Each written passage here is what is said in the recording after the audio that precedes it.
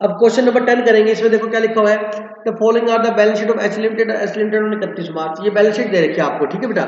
उसमें आपको कैपिटल दे रखी है 10 लाख और 5 लाख, एच लिमिटेड और एच लिमिटेड की। रिजर्व दे रखे आपको 1 लाख और 1.5 लाख, पेंडल दे रखा 160 150 और करंट लायबिलिटी दे रखी 440 और 2 लाख, ठीक है। और उसके बाद करंट एसेट्स में आपको टेंजिबल दे रखी है। नॉन करंट इन्वेस्टमेंट में आपको लिखा हुआ है कि हमने 3000 इक्विटी शेयर खरीदे एस लिमिटेड के, कितने रुपए में, 5 लाख रुपए में। कितने शेयर खरीदे, 3000। अब बच्चा गलती क्या करता है, सुनना। सबसे पहले इस क्वेश्चन में following further information is furnished. H limited acquired 3000 share in H limited on 1 जुलाई। सबसे पहले दिमाग में ध्यान से सुन लो, 1 जुलाई को आपने खरीदे तो अप्रैल मई जून का प्री होगा और 1 जुलाई से लेकर 31 मार्च तक का क्या होगा, पोस्ट। 3 महीने का प्री और 9 मंथ का पोस्ट। ये आगे बात समझे, आगे सुनो। उसके बाद कहता है 1 अप्रैल को जनरल रिजर्व जो था वो 2.5 लाख था और 1 अप्रैल को पेंडल था 1,20,000। 1 अप्रैल को, मतलब ये तो है ही प्री पेंडल, आई बात समझ। लेकिन 1 अप्रैल को कोमल पेंडल 2.5 लाख रुपए दे रखा है। अब बैलेंस शीट में देखो 31 मार्च को पेंडल कितना है सब्सिडरी का, 1.5 लाख। मतलब आपने कल ये बात हो चुकी थी कि इसने 2.5 लाख से आपका पेंडल कितना हो गया, रिजर्व कितना हो गया, 1.5 लाख। इसका मतलब इसने 1 लाख रुपए रिजर्व में से क्या कर लिए, यूज कर लिए। 1 लाख रुपए रिजर्व में से क्या कर लिए इसने, यूज कर लिए। आगे बात सुनो। तो 1 लाख रुपए इसने रिजर्व में से क्या कर लिए बेटा, यूज कर लिए। क्लियर है, अच्छा। अब रिजर्व में से इसने 1 लाख रुपए यूज कर लिए, ठीक है। अब अब यूज किसमें किए ये पता लगाना है। अब आगे देखो क्या लिखा हुआ है, 1 अक्टूबर को S limited issued 1 share for every 4 share held as a bonus share. S limited ने 1 अक्टूबर को बोनस शेयर इशू किया, जिनके पास 4 शेयर थे ना उनको 1 बोनस शेयर दिया। अब एक बात तो, बोनस शेयर इशू करने से शेयर बढ़ जाएंगे, जिसके पास 4 थे उसके पास कितने हो जाएंगे, बोले तो ध्यान नहीं, तो बीजेपी कांग्रेस 70 साल में जिनके पास 4 शेयर थे उनको 1 शेयर बोनस में दिया, तो आफ्टर बोनस इशू कितने शेयर हो जाएंगे, 5 हो जाएंगे। बोनस शेयर कितने दिए कंपनी ने, 1 दिया। अब देखो जब कंपनी बोनस शेयर देगी तो कंपनी की कैपिटल क्या हो जाएगी, बढ़ जाएगी बेटा। अच्छा कैपिटल तो बढ़ेगी, ठीक है। बोलो बात समझ आएगी, ये बात समझ नहीं आगे समझ थोड़े बेटे। ये बोनस देगी तो कैपिटल बढ़ जाएगी। कैपिटल कौन सी साइड में आती है, लायबिलिटी साइड से। लायबिलिटी साइड बढ़ जाएगी, एसेट साइड में बढ़ेगी नहीं, क्योंकि पैसा तो आया नहीं हमारे को, पैसा तो नहीं आया ना आपको, लायबिलिटी साइड तो बढ़ेगी नहीं। तो आपको एक बात बता दो, बोनस शेयर हमेशा फ्री ऑफ कॉस्ट देते हैं।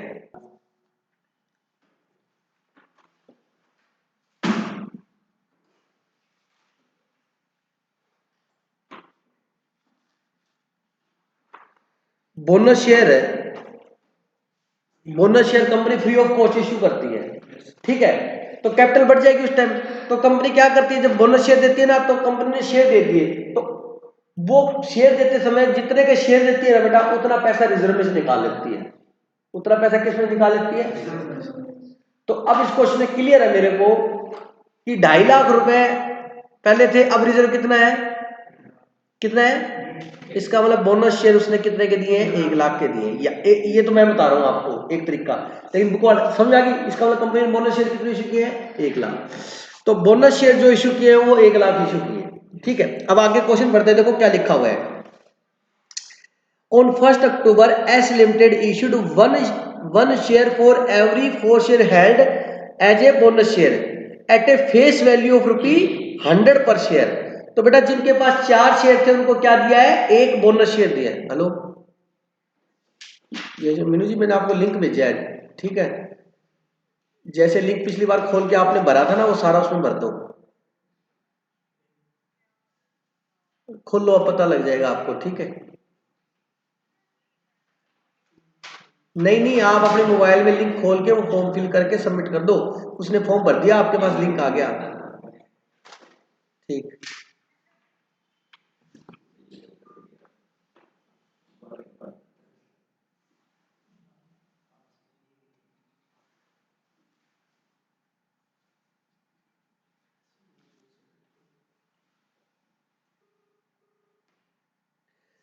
4 शेयर दिए आपने, 4 शेयर थे, उनको कितने शेयर दिए बेटा?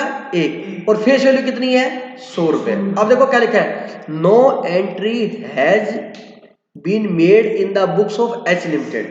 कहता है एच लिमिटेड की बुक्स में हमने कोई भी एंट्री नहीं की। समझा क्या? एच कौन है? होल्डिंग कंपनी ने कोई एंट्री नहीं की, इसकी बोनस की। ठीक है, for the receipt of these bonus share, मतलब होल्डिंग कंपनी ने बोनस शेयर मिलने की कोई भी एंट्री नहीं की। होल्डिंग कंपनी के पास शेयर कितने थे? 3000। बोलो बेटा 3000। तो 3000 में बोनस मिला होगा 4 शेयर पे 1, तो 3000 divide by 4000, 3000 divide by 4 into 1 bonus share आ जाएंगे उसके। ठीक है, लेकिन इसने बोनस शेयर की एंट्री नहीं की। किसने? होल्डिंग ने। चलो अब बताओ बोनस शेयर किसने इशू किया है? सब्सिडरी ने। सर सब्सिडरी ने की है, यानी कि 100% करेगी सब्सिडरी। सर कैसे पता लगा? रिजर्व कम हो रहा है, यूज किया उसने, और कुछ भी नहीं कहा तो हमेशा पॉजिटिव होता है, एंट्री की है बेटा। ठीक है ना, आगे देखो क्या कहता है। अब ध्यान से सुनना, देखो कभी भी क्वेश्चन को सोल्व करना हो ना, हेलो, कभी भी क्वेश्चन सोल्व करना हो तो सबसे पहले क्या किया जाता है बेटा? ध्यान से सुनो कि आप दोनों का बेस क्या कर लो? सेम कर लो। दोनों का बेस क्या कर लो बेटा? सेम।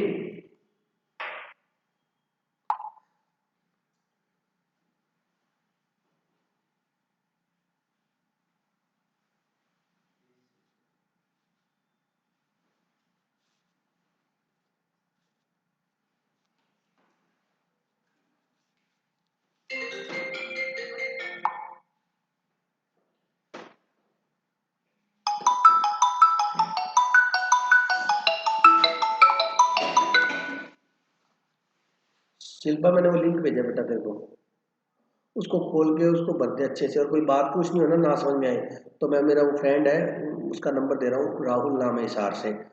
हाँ, अभी भर दे, आज लास्ट डेट है, फिर वो दिक्कत आ जाएगी यार। कौन सी पार्टी में जा रही है? देख ले, अगर ईजी है तो अभी भर दे, नहीं तो थोड़ी देर रुक के भर देना, कोई नहीं। ठीक, ठीक बेटा, ओके। ठीक। क्या?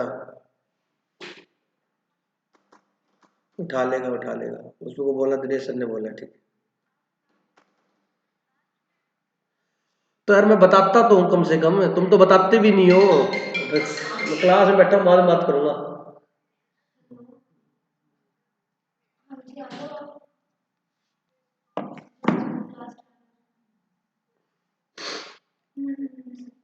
जब अपने को क्वेश्चन सोल्व करना हो, सारे बिजनेस में है यहाँ पे। जब अपने को क्वेश्चन सोल्व करना हो तो दोनों का बेस क्या होना चाहिए बेटा? सेम होना चाहिए। या तो आप बोनस शेयर से बिफोर ले लो, या बोनस शेयर से क्या ले लो? आफ्टर ले लो। अब सुनो, S limited share after bonus issue कितने बेटा? देखो बैलेंस शीट में देखो कितने हैं। 5 लाख लिखी हुई कैपिटल। Yes sir. ध्यान से देखो, क्वेश्चन ये इंपॉर्टेंट है। एक शेयर कितने का है? 100 का। तो कितने शेयर हो गए? 5। आगे, अब number of share before bonus, bonus से पहले।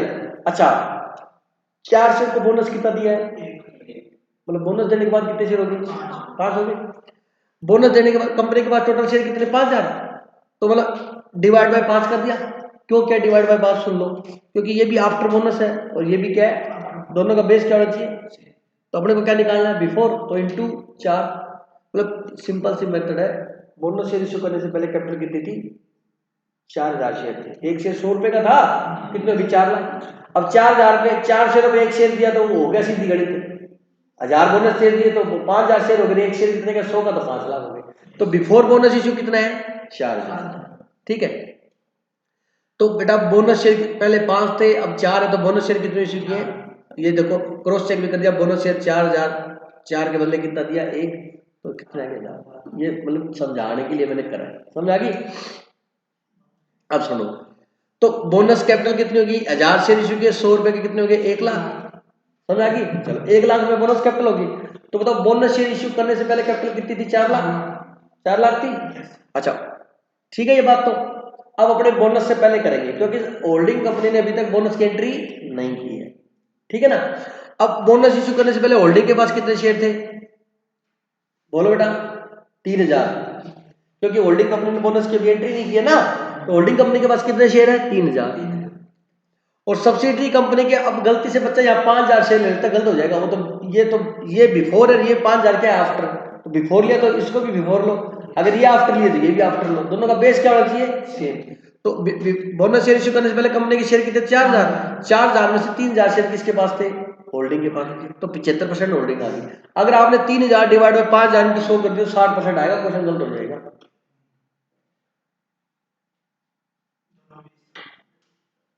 भाई एक चीज मीटर में और एक चीज किलोमीटर में, आंसर नहीं आएगा।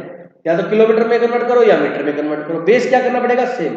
वो कह रहा है ये 3000 शेयर बिफोर बोनस है और ये 4000 भी बिफोर है। अगर 5000 लोगे तो 3000 के निकालो आप, 3000 के निकालेंगे ना तो 750 बोनस शेयर आएंगे, फिर उसके 3000 और 750 बोनस शेयर मिलके 3750 आएंगे। 3750 डिवाइड बाय 5000 इंटू 100 करो, 75% ही आएगा। सर कैसे आएंगे 750? देखो 3000 डिवाइड बाय 4, 4 के बदले 1 बनेगा ना, 3000 डिवाइड बाय 4 इंटू 1, समझा क्या? तो 750 शेयर आएंगे। क्लियर होगी मेरी बात? क्लियर समझ आएगी? 75% शेयर हमने इस कंपनी के खरीद लिए। उसके बाद देखो क्या कह रहा है क्वेश्चन, ओपनिंग कैंडल कितना था? 1,20,000 हमारे को क्वेश्चन में दे रखा है। अब मेरी बात ध्यान से सुनना,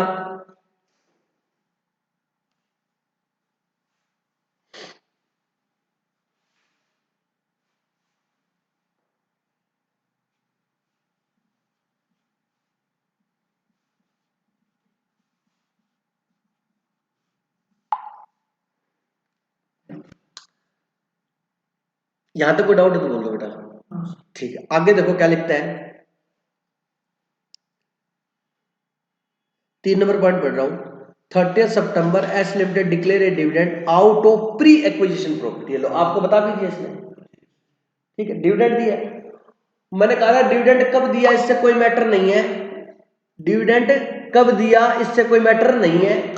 अगर प्री का डिविडेंड है, कल बताया था बेटा, प्री का डिविडेंड है तो हमें पेंडल में क्रेडिट नहीं करना, उससे इन्वेस्टमेंट की कॉस्ट क्या करनी? कम करनी। ये बात आई थी। अब देखो इसमें क्या लिखा है कि इसने डिविडेंड दिया बेटा 25% ऑफ इट्स देन कैपिटल, अपनी कैपिटल का 25%। अब मेरी बात सुनो, डिविडेंड दिया बेटा, बहुत ध्यान से पढ़ने वाला क्वेश्चन है, इजी है। डिविडेंड कब दिया? 30 सितंबर को। बोनस इशू कब किया? 1 अक्टूबर को।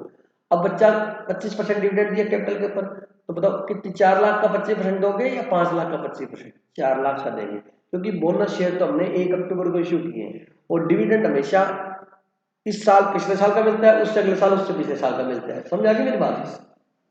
तो आप पिछला साल जो 31 मार्च को खत्म हुआ है ना, उसका डिविडेंड दोगे आप, तो आपकी कैपिटल थी कितनी? 4 लाख थी, तो 4 लाख का 25% डिविडेंड कितना हो गया बेटा? ओपनिंग पेंडल कितना था? 1 लाख। बोलो बच्चों, 1 लाख भी जा, डिविडेंड 4 लाख का कितना? 25% कितना हो गया? 1 लाख। तो मतलब डिविडेंड देने के, और डिविडेंड भी प्री प्रॉफिट में से दिया, तो 1 अप्रैल को प्री प्रॉफिट कितना था? 1,20,000। उसमें से आपने 1 लाख रुपए क्या दे दिया? डिविडेंड। तो आपके पास प्रॉफिट कितना बचा? ओपनिंग 20,000। मतलब आपके पास जब साल की स्टार्टिंग में ओपनिंग बैलेंस कितना लेंगे? 20,000। अब सब्सिडरी का पेंडल का क्लोजिंग बैलेंस देखो कितना दे रखा आपको, दे रखा है, बैलेंस शीट देखो आपको दे रखा है ना। इसका मतलब 20 से 1 50 हो गया, इसका मतलब आपने करंट ईयर में प्रॉफिट कितना कमाया बेटा? 1,30,000 का प्रॉफिट कमाया। समझा कि इसका मतलब आपने करंट ईयर में 1,30,000 रुपए प्रॉफिट कमाया। यहां तक कोई डाउट है तो बता दो, पक्का? अब सुनो, 1,30,000 प्रॉफिट कमाया 12 महीने में, अप्रैल मई जून फ्री है 3 महीने, तो 32,500, और 1,30,000 डिवाइड 12 इंटू 9 97,500, ये पोस्ट आ गया। यहां तक कोई डाउट है किसी को? पक्का? ठीक है भाई, यहां तक मैं दोबारा बता दूंगा, प्लीज कोई डाउट है सुन लो। वैसे सिंपल सा क्वेश्चन है, वो आफ्टर बोनस है, अपने को बिफोर बोनस लेके करना है। समझा कि मेरी बात? अब आपने ये माना कि अभी बोनस को अपने इग्नोर कर दिया ना, तो आपको ओपनिंग जनरल रिजर्व में 1.5 लाख नहीं, कितने मानने? 2.5 लाख ही मानने। अब सुन लो, यहां तक समझ आ गया? अब सुनना, नेटवर्थ निकालेंगे। अब बताओ इक्विटी शेयर कैपिटल कितनी लेंगे? 4 लाख। समझा कि और हमें निकालनी भी कब होती है नेटवर्थ? डेट ऑफ और एक्विजिशन 1 जुलाई को किया, बोनस शेयर 1 जुलाई में इशू हुए, बोनस शेयर तो कब इशू? 1 अक्टूबर को हुए। समझा कि मेरा? अब ओपनिंग पेंडल बताओ उस दिन कितना था, ये सही करके लेना अपने को। कितना बेटा? 20,000, क्योंकि उसमें से 1 लाख का आपने डिविडेंड दे दिया ना, तो 20,000 बचा, तो 20,000 लेंगे। कौन समझा गया? ओपनिंग जनरल जो आपको दे रखा क्वेश्चन में 2.5 लाख है, क्लोजिंग 1.5 लाख है। अपने को तो ओपनिंग लेना होता है 1 जुलाई से पहले, तो 1 अप्रैल का ओपनिंग बैलेंस कितना दिया हुआ है 2.5 लाख। अब मेरी बात ध्यान से सुनो। अब बच्चा कहता सर हम तो बोनस शेयर लेंगे, बोनस शेयर लेते तो यहाँ इक्विटी कैपिटल कितनी आती 5 लाख, फिर यहाँ रिजर्व पता कितना आता 1.5 लाख, ये रिजर्व 1 लाख कम हो जाता है और ये 1 लाख हो जाता है, आंसर तो वही आएगा, टेंशन मत लेना। बात समझ आएगी नहीं? प्री प्रॉफिट हमने निकाला था ये रहा बेटा 32,500, 32,500। अगली बात सुनिए, बोलो। ये आपकी नेटवर्थ आ गई 7,02,500। कोई डाउट है यहाँ तक? आराम से बोलो, कोई दिक्कत नहीं। ठीक है, अब कैलकुलेशन ऑफ गुडविल और कैपिटल। आपने ये शेयर खरीदे थे, आपको कॉस्ट ऑफ इन्वेस्टमेंट दी हुई है बेटा बैलेंस शीट के अंदर, 5 लाख में खरीदे थे आपने। कॉस्ट ऑफ इन्वेस्टमेंट कितनी है? अब मेरी बात सुनो, सब्सिडरी कंपनी ने डिविडेंड दिया आपको। सब्सिडरी कंपनी ने क्या दिया है? डिविडेंड। कितना डिविडेंड दिया बताओ? 25%, है ना? वो 25% आपका डिविडेंड 1 लाख रुपए है, तो मैंने निकाला वही रहा। वो 1 लाख रुपए जो डिविडेंड था वो कंपनी ने सब्सिडी ने दिया है। किसको दिया है? शेयर होल्डर को। लेकिन उसमें से 75% शेयर तो किसके पास है? 75% डिविडेंड भी उसी को मिलेगा। बोलो बेटा, तो 1 लाख का 75% कितना होगा? 75,000। और मैंने कल समझाया था बेटा, आप नहीं आए थे, सुन लो। प्री डिविडेंड, प्री डिविडेंड क्या होता है? शेयर खरीदने से पहले का डिविडेंड, और शेयर खरीदने के बाद का डिविडेंड क्या है? ठीक है, हमने शेयर खरीदे हैं नीरज 1 अप्रैल को। कब खरीदे हैं? नहीं, गलत है, 1 जुलाई को खरीदे, सॉरी 1 जुलाई को खरीदे। ठीक है, अब ये कंपनी 30 सितंबर को डिविडेंड दे रही है। क्या दे रही है? 30 सितंबर। तो अपने को देखने में ये लग रहा है कि कंपनी 1 जुलाई के बाद दे रही है। हाँ दे रही है 30 सितंबर को। सर बाद में दे रही है? मैं क्या, हाँ सर ये तो पोस्ट हो गया। बिल्कुल सुनो ध्यान से, पोस्ट नहीं हुआ, दे बाद में रही है, लेकिन है ये पिछले साल का डिविडेंड। क्यों? क्योंकि ये साल तो चल रहा है ना, 30 सितंबर आया। कभी साल के बीच में जब डिविडेंड देते हैं ना, तो उसको डिविडेंड नहीं बोलते, उसको इंटरिम डिविडेंड बोलते हैं। क्या बोलते हैं? इंटरिम या इंटरिम, जो भी प्रोनाउंसिएशन करो। ठीक है, इंटरिम डिविडेंड बोलते हैं, अंतरिम लाभांश बोलते हैं हिंदी में। ठीक है, और जब भी डिविडेंड होता है ना, फाइनल डिविडेंड, वो हमेशा कंप्लीट ईयर का मिलता है, इनकम्प्लीट ईयर का फाइनल डिविडेंड नहीं होता। अब आज मैं पूछूं आपसे कि बताओ बेटा आपकी बीकॉम फाइनल में कितने परसेंट है, आप क्या बोलोगे? सर अभी तो कंप्लीट नहीं है। मतलब सेकंड ईयर में कितने आप बता दोगे? समझ रहे हो? तो अभी जो ईयर कंप्लीट होता है उसका डिविडेंड मिलता है हमेशा। डिविडेंड साल खत्म होने के बाद, इस साल का अगले साल, उस साल का उस साल, ऐसे मिलता है। ठीक है, और वैसे भी इस क्वेश्चन में इसने साफ बोला हुआ है कि ये प्री डिविडेंड है, प्री प्रॉफिट कैसे दिया है, किसमें से दिया है? ये जरा समझ आएंगे। अब ध्यान से सुन लो, कल बताया था प्री प्रॉफिट से हम जो कंपनी को मिलेगा, किसको मिलेगा? सब्सिडी कंपनी दिया, होल्डिंग के इसके पास शेयर है तो इसको मिलेगा। तो प्री प्रॉफिट हम क्या करते हैं, जितने के हमने शेयर खरीदे हैं ना, उसकी जो इन्वेस्टमेंट ना, उस इन्वेस्टमेंट को हम कम करते हैं। जैसे हमने कल एग्जांपल दिया था, मैंने 12 लाख का प्लाट खरीदा।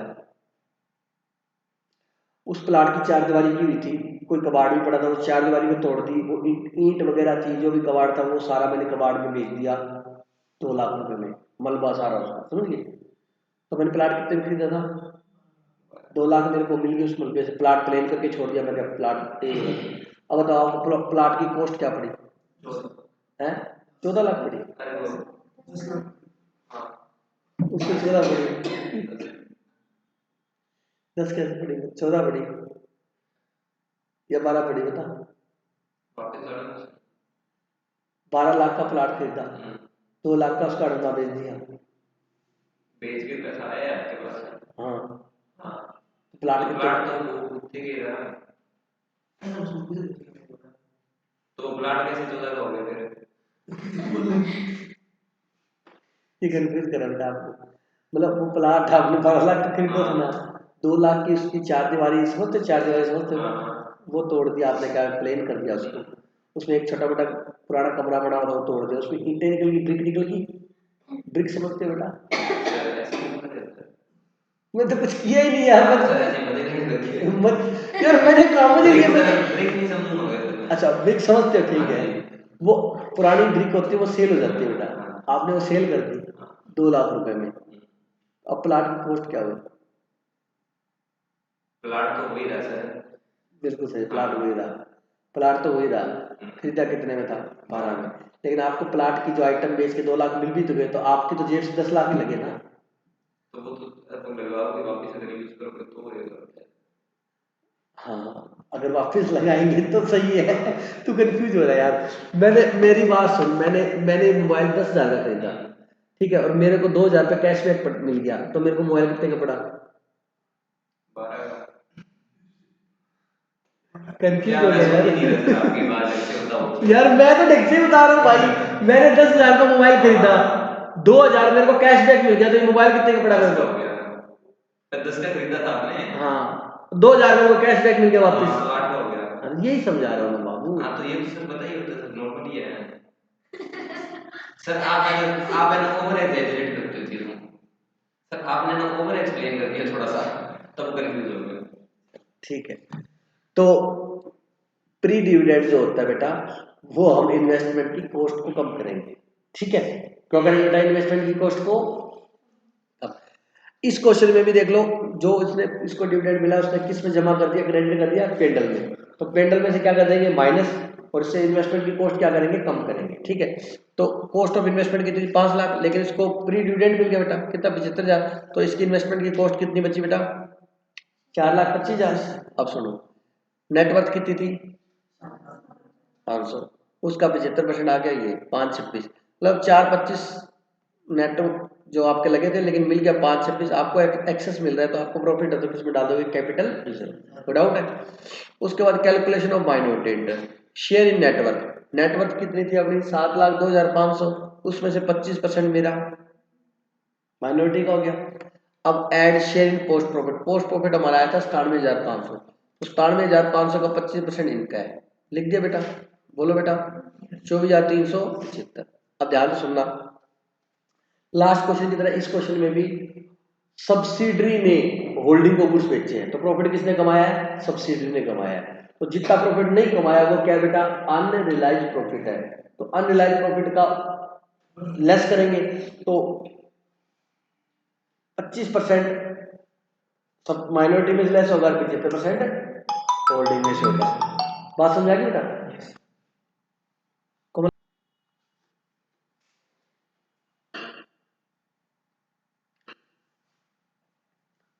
होल्डिंग कंपनी सब्सिडरी कंपनी को गुड्स बेचेगी, तो प्रॉफिट किसने कमाया? होल्डिंग ने। तो उस केस में अनरियलाइज्ड प्रॉफिट सिर्फ कंसोलिडेटेड पेंडल में से कम करेंगे, ठीक होगी बेटा। अगर सब्सिडरी ने होल्डिंग को गुड्स बेचे, तो प्रॉफिट किसने कमाया? और उस केस में अगर अनरियलाइज्ड प्रॉफिट क्वेश्चन वाला देता है, तो फिर वो दोनों जगह से लेस होगा, जितना जितना परसेंट है। समझ आ गया बेटा? अब देखो क्वेश्चन में, देखो बेटा 4 number point, H limited own S limited ₹50,000। Own का मतलब होता है बेटा देना। एच लिमिटेड ने एस लिमिटेड को 50,000 रुपए देने थे for purchase of stock from S limited. Purchase stock from, किससे स्टॉक खरीदा था? एस से, तो इसका मतलब खरीदा एस से ना, प्रॉफिट एस ने कमाया, ठीक है। चलो 50,000 रुपए देने हैं, तो डेटर क्रेडिटर हो गए, म्यूचुअल आइटम होगी, कैंसिल कर देंगे। The entire stock is held by H limited on 31 मार्च, मतलब एंटायर स्टॉक हेल्ड बाय, मतलब पूरा का पूरा स्टॉक बचा है, पड़ा है, अभी बेचा नहीं है, ठीक है। S limited made profit 25% on cost, और एस लिमिटेड कॉस्ट का 25% प्रॉफिट कमाती है, कॉस्ट का। लेकिन ये बेटा उसके पास 50,000 का भेजा है, तो ये एस लिमिटेड की कॉस्ट थोड़ा नहीं, तो सेल प्राइस है, समझ आ गई? एच की कॉस्ट है बेटा, समझ आ गई? कॉस्ट का कितना प्रॉफिट कमाती है? 25%, तो मतलब 1/4, सेल का 1/5, ठीक है। तो ध्यान से सुनना, एनालाइज प्रॉफिट 50,000 का 1/5 करोगे तो बेटा 10,000 आ जाएगा। 10,000 लेस करना है, लेकिन अब 25% यहाँ लेस करना है और 75% वहां लेस करना है। तो इसका 25% कितना है? 2500, लेस कर दिया, माइनॉरिटी इंटरेस्ट आ गया, ठीक है। अब consolidated P and L, P and L of holding company balance sheet में देख लो 1,60,000, ठीक है बेटा। और प्री डिविडेंड बेटा इसने कहाँ क्रेडिट किया हुआ है? पेंडल में, उसमें से लेस कर दो, क्योंकि इन्वेस्टमेंट की कॉस्ट कम करने के काम में आ गया। बोलो बेटा, कल भी बताई थी ये बात मैंने आपको, प्री डिविडेंड की लेस कर दिया। अब ऐड करो शेयर इन पोस्ट प्रॉफिट, ये रहा 97,500, उसका 75%, लेस करो बेटा अनरियलाइज्ड प्रॉफिट ऑन स्टॉक, कितने का था? उसका 1/5 मतलब 10,000, उसका 75% मतलब 7500। आगे बात समझ यहाँ तक? अब देखो अगला क्वेश्चन, आगे पॉइंट देखो 5 number, H limited transfer a machine to H limited. बताओ ये मशीन किसने बेची है? एच ने। किसने बेची है? कोमल, इसका प्रॉफिट कौन कमा रहा है? होल्डिंग कमा रही है। तो होल्डिंग अगर कोई प्रॉफिट कमाती है और वो प्रॉफिट वसूल नहीं हुआ, तो उसको क्या बोलते हैं, अनरिलाइज प्रॉफिट। उस केस में वो अनरिलाइज प्रॉफिट कहाँ से रिलाइज होगा, कंसोलिडेट पेंडिंग में से। अगर सब्सिडी कोई प्रॉफिट कमाती है और वो रिलाइज नहीं होता तो दोनों जगह से उसको मिलेंगे। समझा कि नहीं बात। तो अब ये इसने भेजी बेटा, वाज रुपये 80,000, H limited transfer a machine of to H limited for रुपये 1 lakh, the book value of the machine transfer to H limited was 80,000। कहता 80,000 की मशीन थी, कितने में चेप दी उसको, 1 लाख में। कितना प्रॉफिट कमाया, ठीक है। किसको भेज दी, एच को। अभी वो मशीन किसके पास पड़ी है, एस के पास पड़ी, आगे तो नहीं बिकी। अब जब दोनों की इकट्ठी बैलेंस शीट बनेगी तो वो मशीन उसी की मशीन में ऐड होगी, तो कितना प्रॉफिट वो लेस करेगा, तो 20,000 रुपये अनलाइन प्रॉफिट लेस कर दिया। कंसोलिडेट पेमेंट कितना आ गया, 1,30,625। अब करना क्या है, जब आप इकट्ठी बनाओगे कैपिटल किसकी आएगी, रिजर्व किसकी आएगी, होल्डिंग की। लायबिलिटी दोनों की, उधर से डेटर जोड़ देना 50,000 कम कर देना, उधर क्रेडिटर जोड़ देना 50,000 कम कर देना। अनलाइन प्रॉफिट आपने 2500 यहाँ कम किया है और 7500 यहाँ कम कर दिया प्रॉफिट, 10,000 कम किया ना, उधर स्टॉक में से 10,000 कम कर देना, दोनों को जोड़ के कर दिया बेटा। मशीन जोड़ लेना, मशीन का प्रॉफिट कितना था, 20,000, वो मैंने प्रॉफिट में से कम कर दिया, उधर मशीन जोड़ के दोनों में से 20,000 वहां कम कर देना, बैलेंस शीट कर बढ़ा ली। मैंने बढ़ाई हुई थी क्या, चलो मैंने तो बढ़ाई होगी फिर, ये चेक कर सकते हो आप। जो मैंने बताया ये देख लो, करंट लायबिलिटी में ये करंट लायबिलिटी और क्रेडिटर दोनों जोड़ दिए तो 50,000 कम कर दिया। ये देख लो डेटर में, डेटर कहाँ है, ये रहा डेटर, यहाँ डेटर में माइनस कर दिया। अब करंट एसेट्स इकट्ठा दे रखा है तो इसका मतलब इसी में स्टॉक इंक्लूड है, बोलो तो स्टॉक में हमने 10,000 कम कर दिया अनरिलाइज प्रॉफिट का। फिक्स्ड एसेट्स में मशीन इंक्लूड है तो वो 20,000 ये लेस कर दिया, बैलेंस शीट में। कोई डाउट है तो आप पूछ लो, मेरे को किसी भी तरीके का कोई भी डाउट है।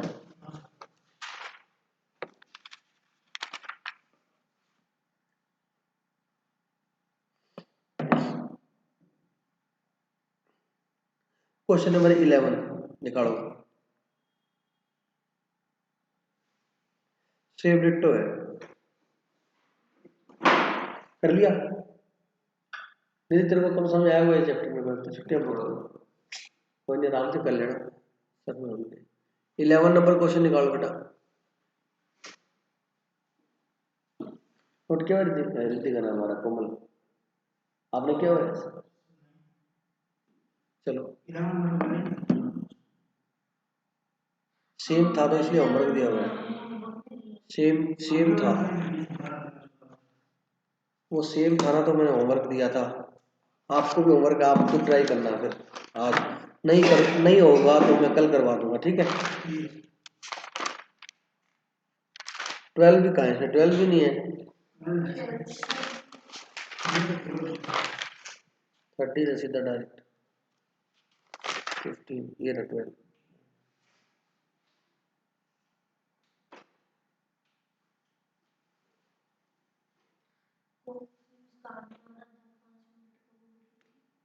बड़े बड़े शहरों में ऐसी बात होती रहती है।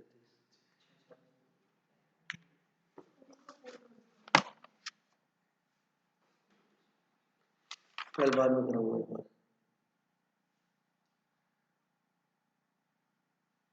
13 देखो, 13 नंबर, 11 नंबर आपने होमवर्क में करना है बेटा, ठीक है। 12th नंबर अलग तरीके का बाद में कराऊंगा। 13 देखो बेटा,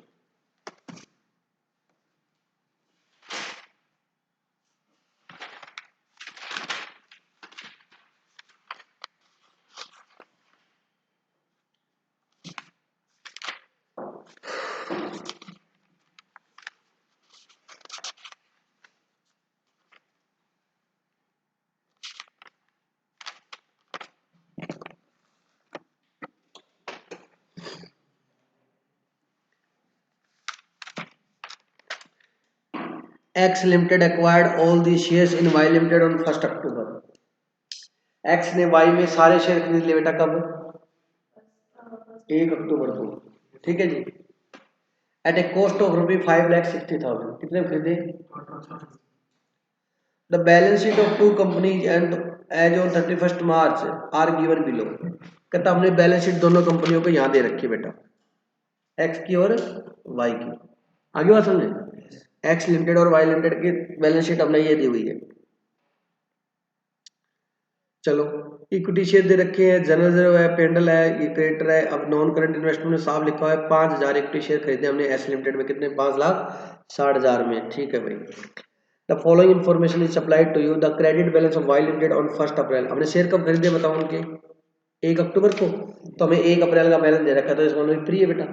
और करंट ईयर का प्रॉफिट निकाल लेंगे, वो करंट ईयर का प्रॉफिट 1 अप्रैल से 30 सितंबर, 6 महीने का फ्री और 6 महीने का पोस्ट है। जनरल रिजर्व अकाउंट कितना बेटा, कितना है 10,000, और पेंडल का ओपनिंग बैलेंस कितना है 1,40,000 कर देंगे। कहता है इसने इंटरिम डिविडेंड इशू किया 16% per annum was paid by Y limited during the year 1890। मतलब इंटरिम डिविडेंड पे किया इसने, क्या पे किया बेटा, मैंने आपको ये बताया था इंटरिम डिविडेंड क्या होता है, जो ड्यूरिंग द ईयर पे किया जाता है। ठीक है, अब सुनो, ठीक है, कितना परसेंट डिविडेंड पे किया इसने, 16%।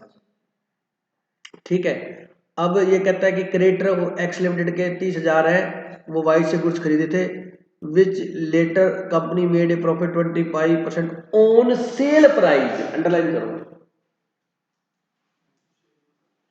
मतलब अब कहता है कि 25% सेल का कमाता है, जिसने बेचा ना गुड्स वो सेल का 25% कमाता है, तो ये तो उसका तो सेल प्राइस है, ये तो उसका 30,000, समझ रहे हो। तो अब कुछ नहीं करना चेंज, अब सीधा करना 25% है ना, 25% मतलब 1/4 किसका, सेल का, तो इसका 1/4 कर दो सीधा।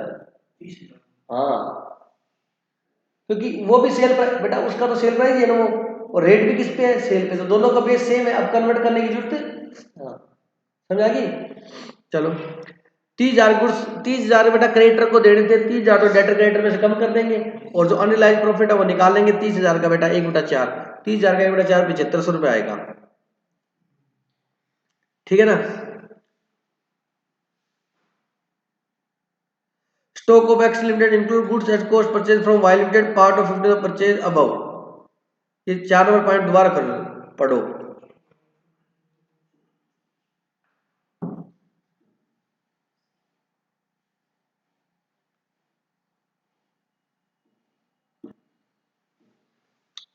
पढ़ो 4 नंबर पॉइंट।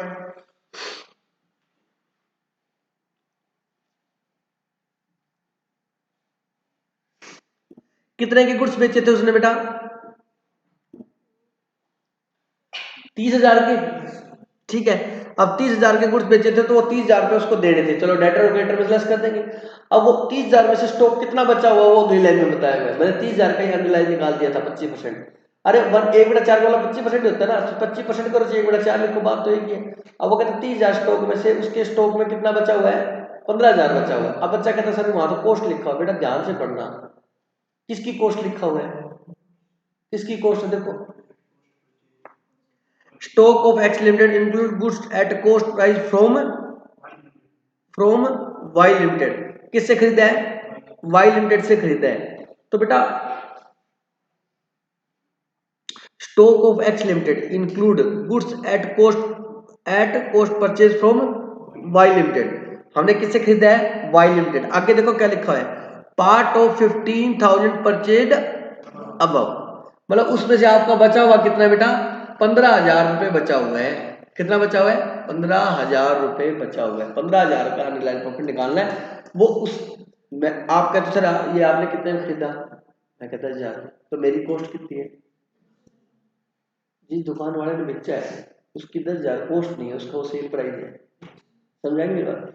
तो जिस जिस कंपनी ने बेचा है प्रॉफिट वही कमाएगी ना, उसका वो क्या है, सेल प्राइस, और खरीदने वाले का क्या है, कॉस्ट। और प्रॉफिट कौन कमाएगा, बेचने वाला, और बेचने वाला 25% कमाता है सेल का, तो ये खरीदने वाले की कॉस्ट है, वो बेचने वाले की क्या है, सेल प्राइस है। समझ आ गई, इसलिए चेंज करने की जरूरत नहीं है। क्लियर होगी मेरी बात। चलो